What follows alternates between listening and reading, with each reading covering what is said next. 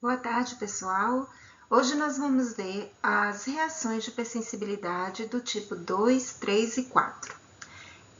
A aula de reação de hipersensibilidade tipo 1 já foi dada pelo professor Tarcísio, né, numa aula separada, então agora a gente vai discutir um pouco mais em detalhes essas reações de hipersensibilidade 2, 3 e 4.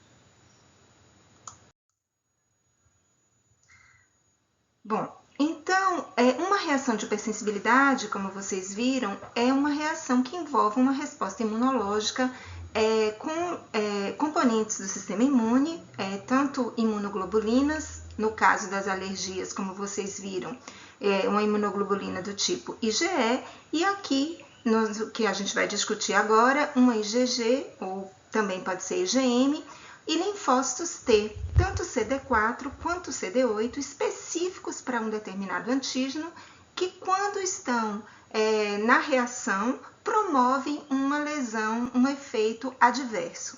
Então, a reação de hipersensibilidade é uma resposta que não é controlada, né, ou que tem uma regulação que não é muito bem feita e que dessa forma acaba lesando o tecido, seja através de uma resposta inflamatória local ou mesmo sistêmica. Evidentemente, uma reação de hipersensibilidade, ela exige a presença do antígeno. Então, isso pode acontecer tanto quando houver um contato prévio a um antígeno e aí uma segunda exposição ocorrer a reação de hipersensibilidade, ou quando houver a persistência de um determinado antígeno, como é o caso de algumas infecções crônicas.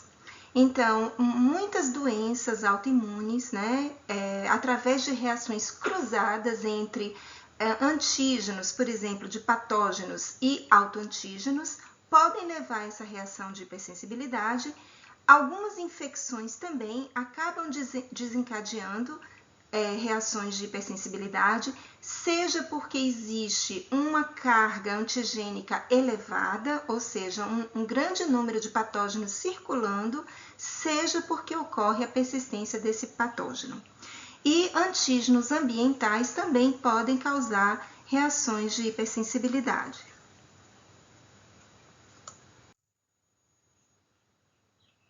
Bom, então vamos começar agora discutindo a hipersensibilidade do tipo 2. Então, nesse tipo de reação, os anticorpos que são envolvidos são anticorpos do subtipo IgG ou IgM. Eles são dirigidos especificamente contra antígenos que estão presentes na superfície celular ou na matriz.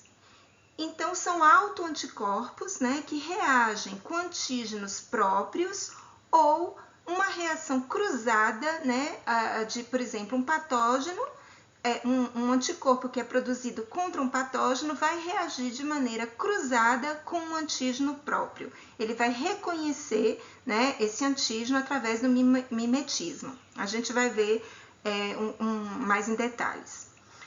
Os mecanismos efetores associados ao desenvolvimento dessa reação de hipersensibilidade pode ser pela opsonização, né, e pela lise, né, da célula que está opsonizada por esses anticorpos, pela ativação do complemento, que vai levar a uma resposta inflamatória exacerbada, ou um outro mecanismo que é uma ativação ou uma inibição, né, da sinalização de um receptor.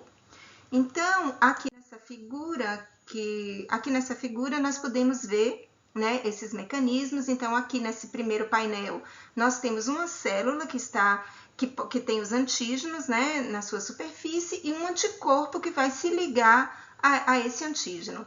E um fagócito, então, vai se ligar à porção Fc desse anticorpo que está opsonizando essa célula, e ela vai ser, então, fagocitada, destruída, né? Então, isso leva a uma reação de hipersensibilidade.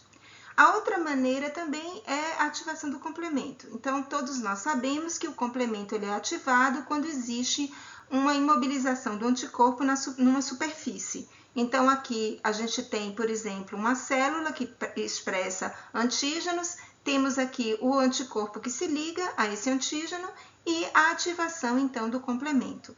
Essa ativação vai resultar, então, na produção daqueles componentes C5A, C3A, C4A e uma reação inflamatória com a chegada de células, né, inflamatórias que vão produzir citocinas, mediadores e destruição daquele tecido. E a outra maneira, como eu falei, é um anticorpo que vai ser dirigido contra um receptor presente numa célula e que vai ou ativar ou inibir a função daquele receptor. Bom, então, como eu disse a vocês, a reação de hipersensibilidade do tipo 2, ela envolve uma série de doenças autoimunes. Ela causa uma série de doenças autoimunes e isso já está bem caracterizado. Então, aqui nessa tabela, a gente tem alguns exemplos. A anemia hemolítica autoimune, né, no qual são produzidos anticorpos contra o fator RH, né, e é destruído, então, essas células, essas hemácias.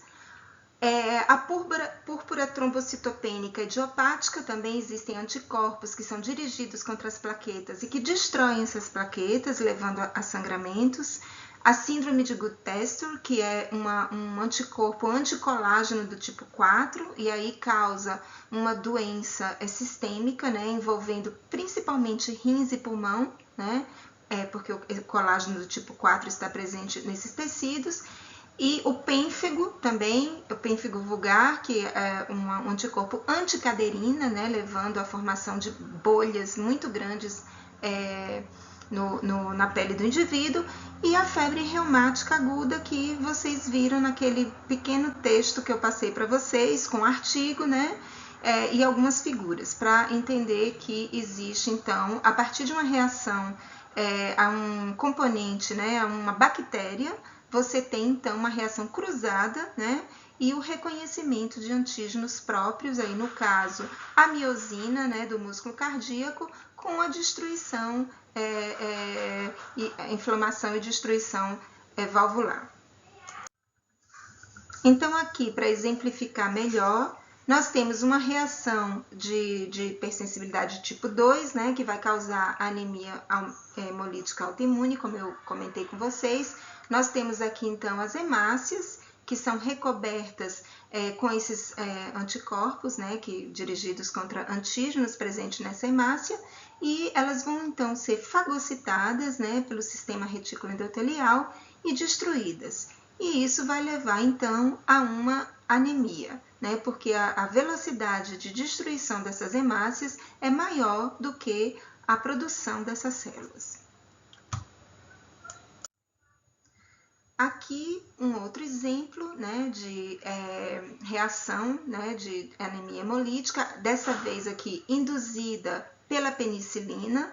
Então, apenas para que a gente saiba, a penicilina, que é uma droga que induz reações de hipersensibilidade de vários tipos, né, a gente tem desde a reação tipo 1, né, a urticária, até a anafilaxia, que é mediada por IgE, mas também temos os outros tipos de hipersensibilidade. Então, pode acontecer tanto pelo tipo 2, né, através de IgM e IgG, causando anemia hemolítica, como tipo 3 e tipo 4, né, que a gente vai ver daqui a pouco.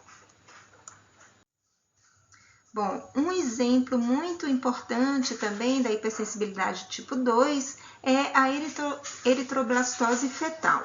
Então, como vocês sabem, essa é uma doença que ocorre quando a mãe, que é RH negativa, tem um bebê que é RH positivo.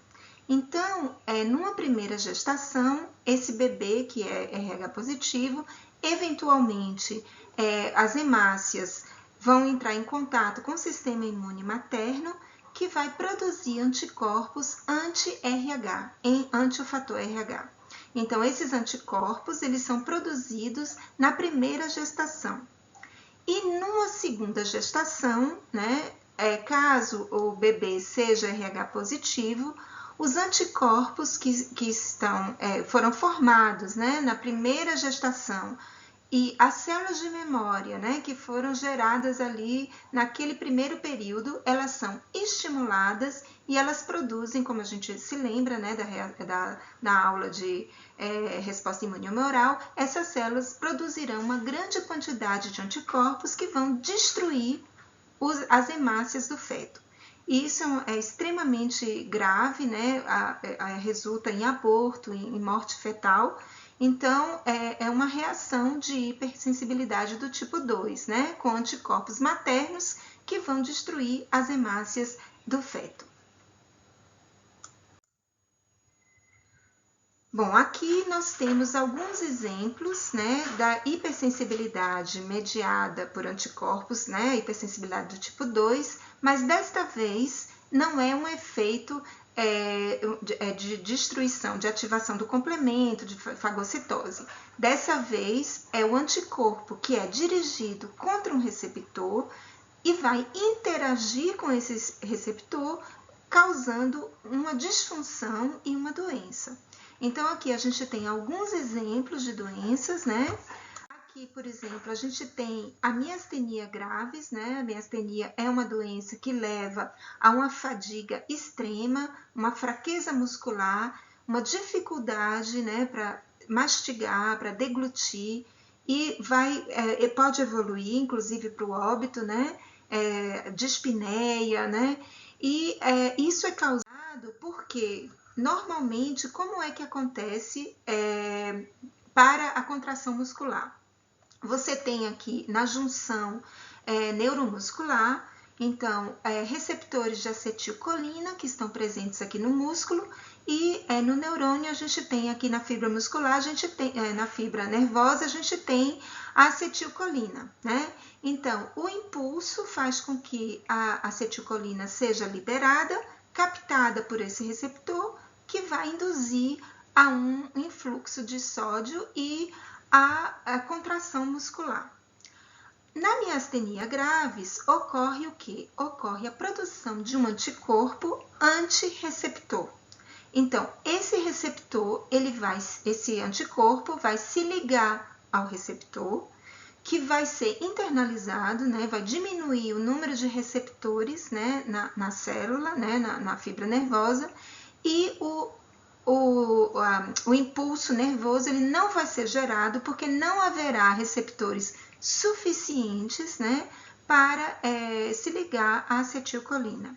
Então, isso é um exemplo da reação de hipersensibilidade tipo 2, né, mediada por IgG, e que se liga a um receptor. Nesse caso aqui, diminuindo a função desse receptor.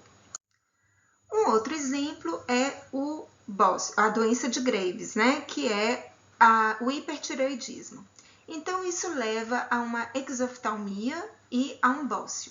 Então, os pacientes que têm doença de Graves, né, que têm hipertireoidismo, eles têm irritabilidade, insônia, têm perda de peso, taquicardia, sudorese, uma série de sinais e sintomas que mostram o aumento do metabolismo do corpo. Isso porque, como a gente sabe, a tireoide ela é responsável por esse metabolismo. Então, como é que acontece essa doença?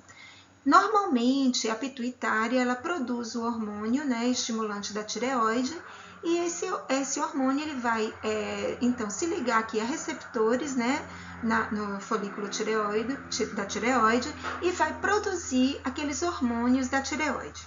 Então, isso, como vocês se lembram de fisiologia, esses hormônios eles vão agir em feedback lá na pituitária e vai reduzir a produção de TSH. Então, à medida que vai produzindo hormônios tireoidianos, ele vai agindo e vai regulando a produção.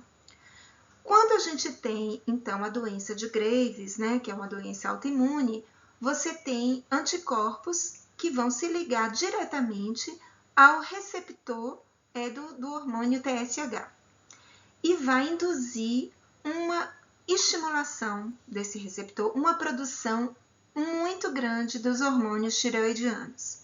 Esses hormônios eles vão eventualmente agir na pituitária. No entanto, não vai haver esse feedback porque eles vão ser continuamente estimulados pela presença desses anticorpos. Então, essa é o exemplo de um outro tipo de reação de hipersensibilidade do tipo 2, dessa vez com o anticorpo estimulando o receptor. Bom, então vamos agora passar para a hipersensibilidade do tipo 3. O que vai ser diferente da hipersensibilidade tipo 3 em relação a tipo 2? A diferença é que os anticorpos que são produzidos, eles vão se ligar a antígenos, que podem ser autoantígenos ou antígenos de micro-organismos, né? Mas desta vez esses antígenos, eles estarão solúveis, eles estão circulando e ocorrerá a formação de um complexo imune que se depositará, né? Ou porque ele foi produzido em excesso, ou porque a remoção desses complexos imunes é ineficiente. Então, eles são depositados, né, nos tecidos e aí eles vão causar uma inflamação, opsonização, fagocitose, ativação do complemento, etc. Né? Então, o que difere a reação de hipersensibilidade tipo 2 e tipo 3 é onde é que esse complexo imune será formado. Então, na reação tipo 2, o antígeno ele está presente na célula, na matriz celular, enquanto que na reação tipo 3 ocorre a deposição de complexos imunes que foram formados, né? E aí pode acontecer em qualquer local, né? Qualquer órgão, sobretudo aqueles que têm hiperfiltração.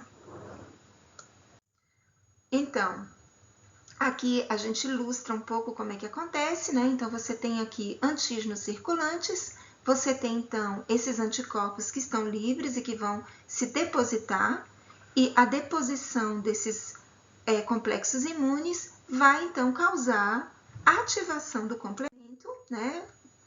E a ativação do complemento leva essa ativação de células, né? Causa uma inflamação e, eventualmente, a lesão e a necrose daquele tecido. Então, isso é uma coisa que acontece muito em órgãos que têm hiperfiltração, né? Então, rins, vasos sanguíneos. Então, na sinóvia. Então, o que a gente observa é que essa deposição de imunocomplexos, ela vai ter como alvo, sobretudo, vasos, né? E tecido renal. Então, a gente tem aqui alguns exemplos de doenças, né, que estão relacionadas à hipersensibilidade do tipo 3. Um exemplo clássico é o lúpus eritematoso sistêmico. Então, no lúpus, você tem uma liberação de autoantígenos muito grande, né, sobretudo de antígenos de DNA, de nucleoproteína, e vai haver, então, a formação desses complexos imunes com deposição, né, e causa nefrite, causa artrite, causa vasculite. O lúpus é uma doença sistêmica, né, que pode ser extremamente grave. Também é um outro exemplo é a poliarterite nodosa, né, que é uma resposta ao vírus da hepatite B, sobretudo, e que causa uma vasculite. É a mesma coisa, né? Você tem anticorpos que são produzidos e deposição de imunocomplexos e uma inflamação que resulta da ativação do complemento. A glomerulonefrite pós-estreptocócica também é uma situação de hipersensibilidade do tipo 3. Então, você tem normalmente uma resposta ao antígeno da membrana do Streptococcus. Você tem, então, a formação desses complexos com deposição e também a lesão, né, tecidual. Bom, então agora passamos para a hipersensibilidade do tipo 4, né, que é mediada por células T. Então, também da mesma forma, podem ser autoantígenos ou antígenos, que são normalmente micro-organismos intracelulares persistentes, né? Então, nós podemos ter linfócitos T, né, do tipo TH1, que produzem interferon gama TNF-alfa, e linfócitos T citotóxicos, que vão destruir uma célula, né, por apoptose. Então, há algumas doenças aqui que estão associadas, né, com a hipersensibilidade do tipo 4.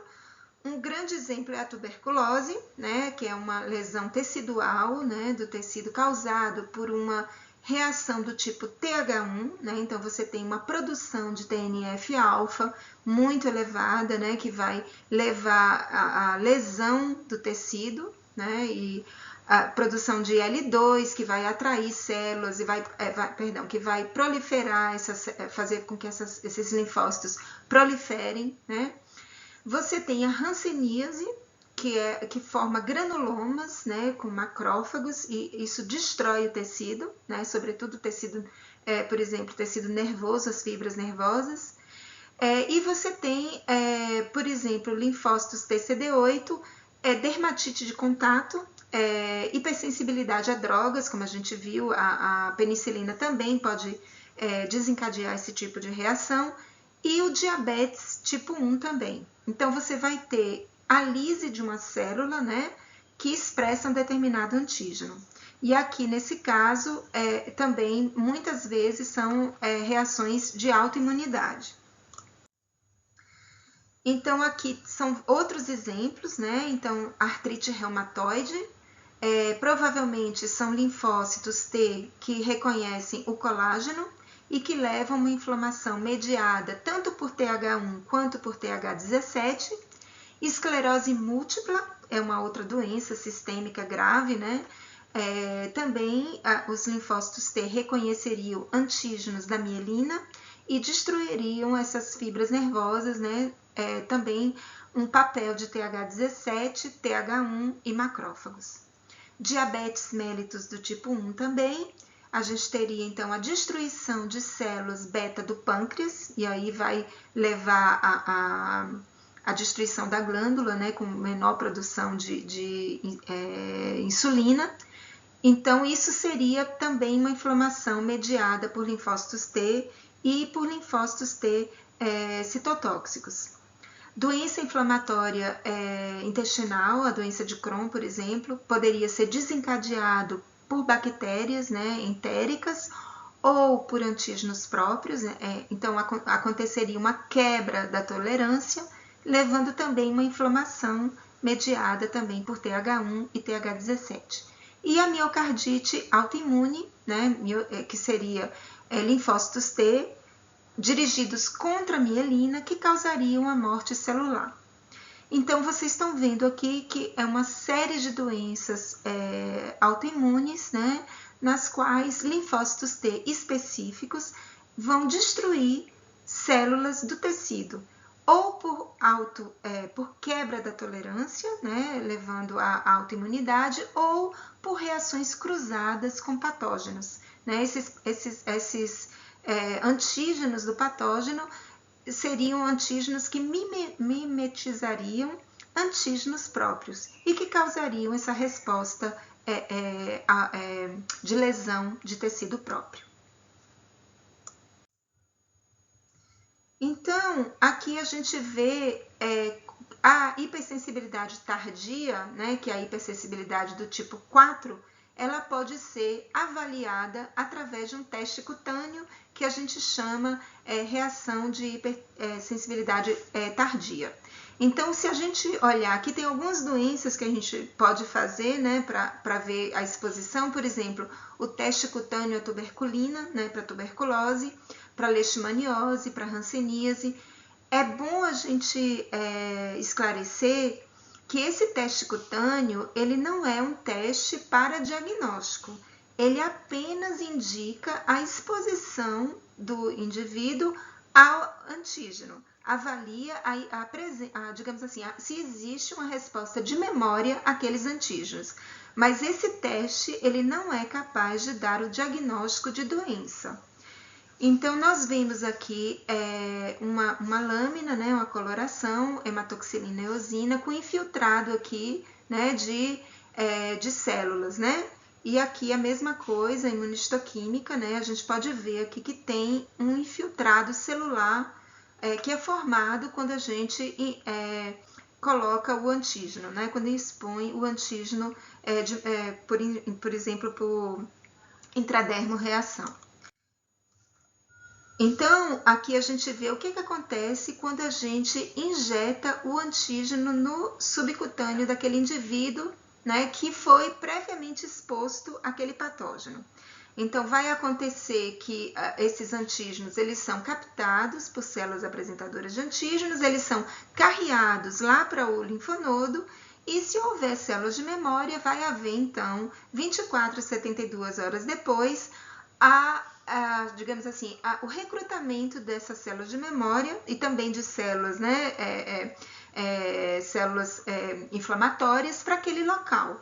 E isso vai fazer uma lesão, né, digamos assim, um infiltrado com edema, com dor local, com vermelhidão, né, que são os sinais de inflamação, e a gente vai então dizer que aquele indivíduo tem uma reação de hipersensibilidade positiva. Então, isso significa que existem células de memória, né, que respondem àquele antígeno que a gente está avaliando. Então, esse é o princípio que a gente usa para avaliar a reação, né, de tuberculina. Aqui a gente pode ver, né, foi dado aqui a injeção intradérmica com antígeno do Mycobacteria. 24, 48 horas depois, a gente vai então observar essa área de enduração e de edema. A gente pode ver aqui, né? Então, a gente vai medir essa área, né, medir a área de enduração e determinar quantos milímetros, e a partir do tamanho daquela reação, a gente vai dizer que o indivíduo é reator ou não reator, ou forte reator ou fraco reator. Então, normalmente, acima de 5 milímetros, a gente diz que o indivíduo é reator. E acima de 10 milímetros, um forte reator. Mas lembrando que isso não significa que o indivíduo está com tuberculose. Isso apenas significa que aquele indivíduo foi exposto ao antígeno do micobactério. Então, para finalizar, aqui nós vemos todos os tipos de reação de hipersensibilidade, uma tabela geral. Então, a reação de tipo 2, né, que a gente tem, então, ou um antígeno associado à célula e à matriz, com destruição, então, daquela célula, né, ou daquele tecido. Nós temos, então, um anticorpo que é dirigido contra um receptor e que vai alterar a sinalização daquele receptor, né? Essa é a reação de hipersensibilidade do tipo 2. A reação do tipo 3, que vai levar à formação de imunocomplexos que se depositarão, né? Então, vão se depositar nos vasos, né? Mais frequentemente. E a reação tipo 4, né, que pode ser mediada tanto por linfócitos TCD4, né, e aí você vai ter, por exemplo, na tuberculose, a destruição do tecido, né, por uma resposta TH1 exacerbada. Pode ter por tipo TH2 também, vocês viram na aula de Tarcísio, né, que é aquela fase tardia, né, da asma, que é uma reação de hipersensibilidade que é mediada por uma resposta TH2, por IgE, né? Ou aqui no final, né, no último quadradinho aqui, uma resposta mediada por CD8, né, no qual ocorre a destruição das células, né, pelos linfócitos TCD8, como é o caso, por exemplo, da dermatite atópica. Então, era isso que eu tinha para dizer. Eu espero que vocês tenham compreendido e eu estou à disposição para responder as perguntas no fórum. Até mais!